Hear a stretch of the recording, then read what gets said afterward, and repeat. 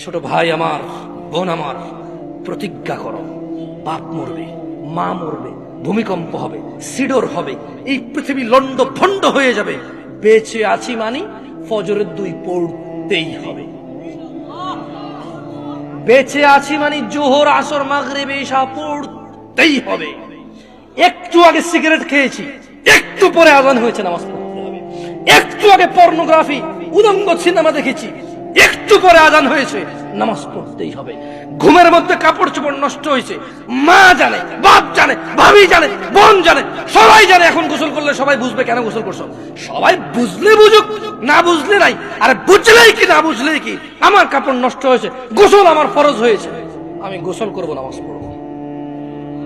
রাতে আমার ঘুম আসে নাই, বন্ধু বান্ধবের পাল্লায় পড়ে সারা রাত বসে বসে উলঙ্গ ছবি দেখেছি, যা অত্যন্ত ঘৃণিত এবং যা আমার জীবনকে তছনছ করে দেবে, যা আমার জীবনের বরকত নষ্ট করে দেবে, যা আমাকে লাঞ্ছিত অপমানিত করবে, এমন অপরাধে লিপ্ত ছিলাম। কারণ এই জানাবে বিচার যে করবে, যে জানার সাথে জড়িত, সে অপদস্থ হবেই হবে।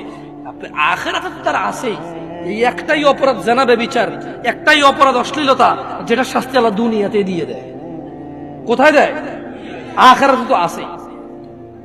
সারা রাত উলঙ্গ ছবি দেখেছো, দেখে নিজের জামা কাপড় নষ্ট করেছো, অপবিত্র করেছো নিজেকে, অসুবিধা নাই। গুনাহ যা হওয়ার হয়ে গেছে, গুনাহ নিয়ে পড়ে থাকলে চলবে না। গুনাহ যা হওয়ার হয়ে গেছে, গুনাহ নিয়ে পড়ে থাকলে চলবে না।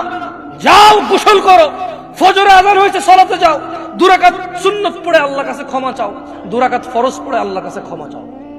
আর দেখবা না, প্রতিজ্ঞা করো।